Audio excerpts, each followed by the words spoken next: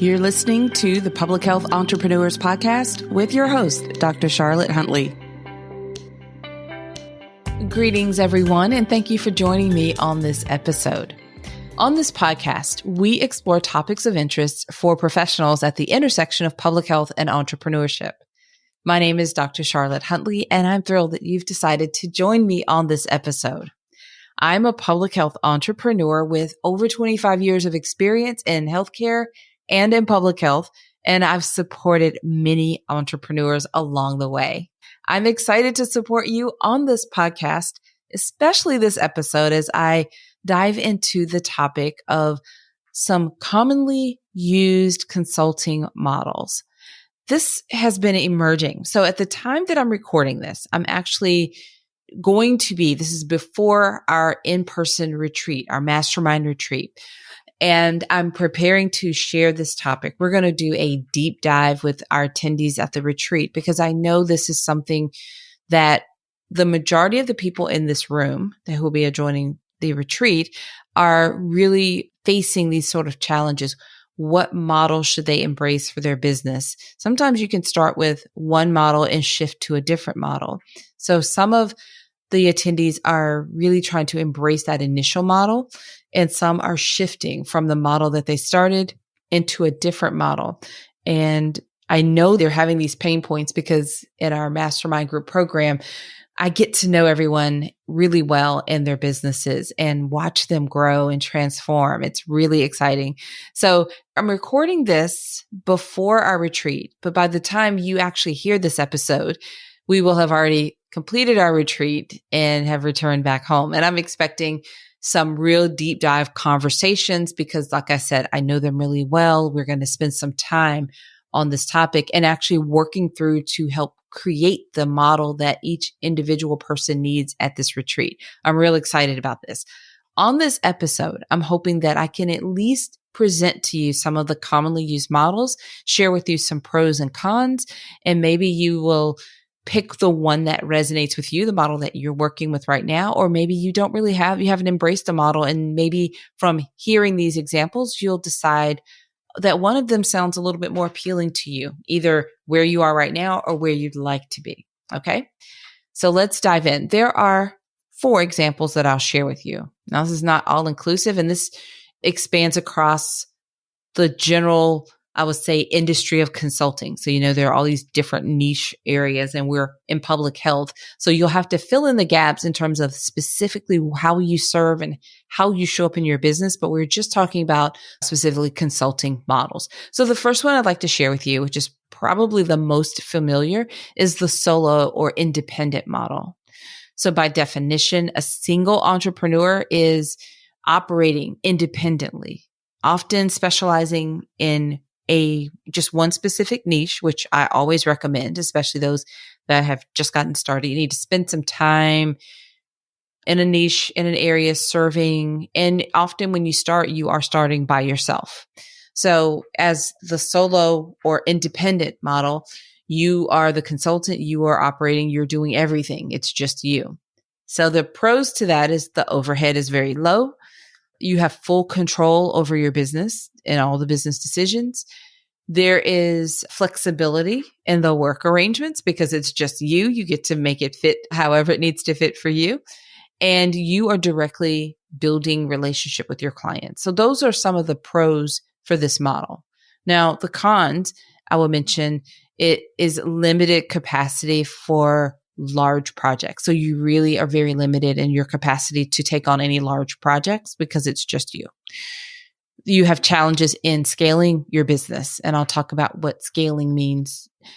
Scaling a business really means growing your company in the way that allows you to expand the reach and increase in the profits. So scaling essentially is just growing your business or growing your company, and you're able to do more and cost you less. So you're becoming more profitable as you scale, as you grow. So when you hear people talk about scaling, it's a way of growing your business and becoming more profitable. So if we go back to this solo independent model, one of the cons is that it's really difficult to scale a business if it's just you. So it's hard to grow beyond just what you can do because it's just one person. So you'll understand this better as I go through some of the other models. There is a potential for some inconsistent income because, again, it's just you. It depends on what you can do and what you can manage, and there's no one else. And the responsibility of all the business functions fall on you. So not just the client work, but everything. Okay. In this independent model or this solo model, it's usually just you, but occasionally you might bring on a subcontractor for a project here and there, just occasionally, or you may bring on an occasional virtual assistant, but that solo model is essentially just you. Okay. The second model that's really common is the firm model. Now, let me first define it. It's more of a traditional consulting structure with multiple consultants, and you're often organized in levels where you may, as the CEO, and then you have maybe senior consultants, junior consultants, different type of consultants that fall under you. The pros to this firm model is the ability to handle large, complicated, or complex projects, because you have this team. So you're able to take on projects that are more complex than you would as a solo or independent model. Another pro is the diverse expertise and resources. You can really have more diversity in the resources and the type of projects, or just really the background of the people that make up the team. Stronger market presence. And sometimes brand recognition. As a firm, there's a little bit more brand recognition and certainly a stronger market presence. The potential for higher revenue and growth. So you're able to, because you can take on those bigger projects and you have team members that you can often take on multiple projects with a firm model because you have multiple consultants. Now, the cons for this is that, of course, there's higher overhead costs and it's more complex in terms of management structure. Now you have these different consultants and team members. You've got, you have a management structure. You are likely the one overseeing everyone, or you may have this level, like maybe you have senior consultants and then junior consultants and other team members that fall under the senior consultants. So that more complex management structure is sometimes seen as a con. The potential for internal competition and, kind of the politics of having multiple consultants and views and points, that is something that could be viewed as a con. And there's less flexibility in operations because you've got simply more people involved. So the third example that I will share with you. So we've talked about the solo or independent model, the firm model just now. The third model is the productized model, where essentially your consulting services are packaged into a standardized, scalable group of products or services. So again, scaling is the way that your business is able to grow. It allows you to expand and also increase in your profits. So a productized model is one of the biggest pros for that is it is a scalable business model because you have a packaged group of, either products or services, and this is what you're creating or delivering on consistently. So you're able to build the exact team you need for this, and you can, as you take on more clients, you can bring on these team members, and it's very scalable. Your business can grow very easy with this model. It's predictable revenue streams. You're really able to predict, if you have a model, a package, how many people is needed to complete each engagement or project or contract, and you do multiples of these, your profit range for each one of those is very predictable revenue streams. It is easier to market and sell often. And another pro for this is the potential for passive income. I almost put air quotes with that because there's really truly no passive income, right? There's something going on behind the scenes, but it is a way that you can keep yourself in a position where your team is doing more of the work. You're much more of that visionary role. Now, there are some cons. One is that there's less customization for your clients. So it's the solo project or the solo model. You can very much customize it. But as you are in this productized model, it's the least customized kind of, because you have this package. So you may have a little few things that you could customize, but for the most part, it's not. That's how it's designed to operate, or this package, whether it's a product or service. The initial investment, there is an initial investment sometimes in developing whatever that product or service is. You've got to create it. You've got to go through a few iterations until you get it locked in and you know that this is what that product or service is going to be. So there's that development phase that could take a little bit of time. That's a little bit of a con. And the ongoing need for product updates and maintenance and revisions and so forth, because you've got to stay up to date with whatever it is. You've got to modify it and revise it and really keep it refreshed. So that is seen as a con sometimes. And there may be limits on the types of clients or projects because it is least customized, and you're really, the whole allure to the productized model is that it is more structured. So it may limit the type of clients or projects that you are able to accept, because maybe they want something more customized than what your offer is. An example of a productized model could have the founder, CEO there, and then you may have a product development team. So you've got developers and designers. You may have a marketing and sales team with marketing specialists and sales representatives, and then maybe a customer support person or support specialist. So that may be just an example of a productized model. Okay, so the fourth example that I will share with you is a hybrid model. Now, this contains, multiple elements of different models, as you can imagine. So sometimes it combines elements of multiple models, like blending the traditional consulting firm model with the productized offerings. So pros to this could be that you have diversified revenue streams. It's sometimes very appealing to people to have more than one ways to bring in revenue to the business. The flexibility to serve a variety of clients' needs is another pro for a lot of people. The potential for both custom and scalable solutions.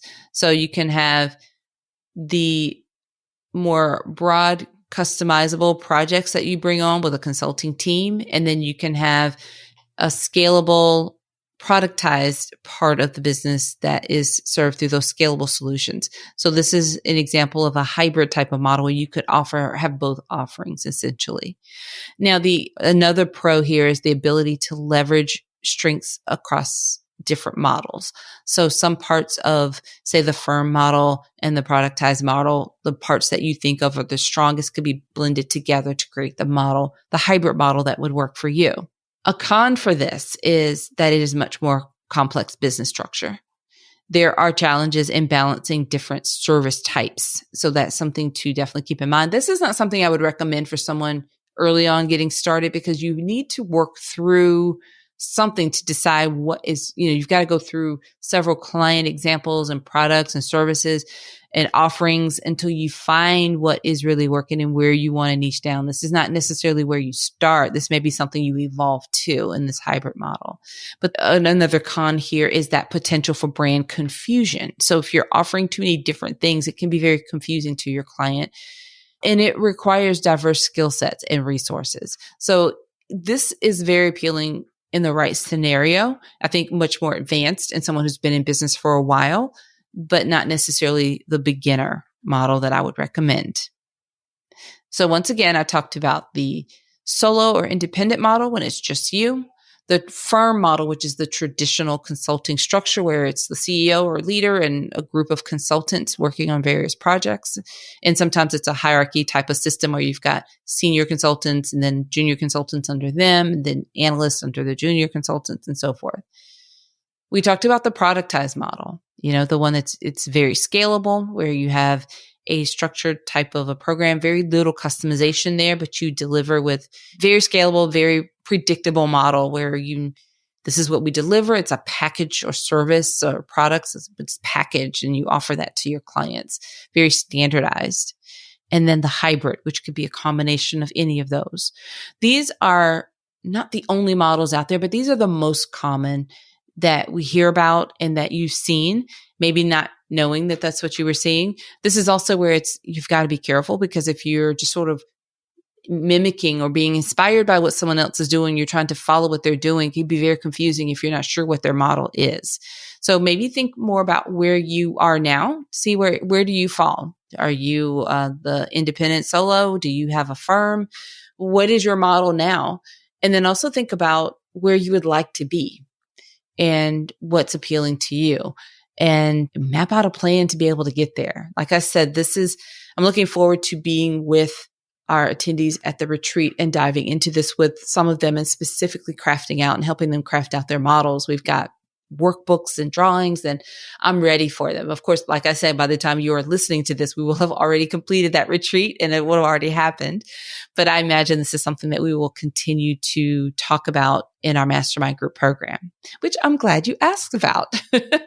We do have a mastermind group program where we dive into things like this, these types of topics and things that help support your business and help you on this journey. It is best suited for people who are already established public health entrepreneurs, but we do work together online as well as in person. We gather together twice a year, and it's for a 2-day retreat each time. We've had entrepreneurs come from all over to attend our in-person retreats, and they're exciting because we build relationship in our online setting, and then we get to really solidify that in person. And I think what happens for me from my coaching perspective is I get to watch the transformation in people, like amplify it in person. I think it's amazing. Enrollment for our mastermind is only open twice a year, in June and December. And it is only open to people who have submitted an application. So those are the only people we reach out to, is those who have submitted an application. We invite you to join during that time. So if you'd like to know more about our mastermind group program, then please visit our website and submit an application at publichealthentrepreneurs.com. And you'll also find the links to this in the description for this episode as well. All right, everyone. Until next time, have a fantastic rest of your day. Thank you for listening. Visit publichealthentrepreneurs.com to learn more.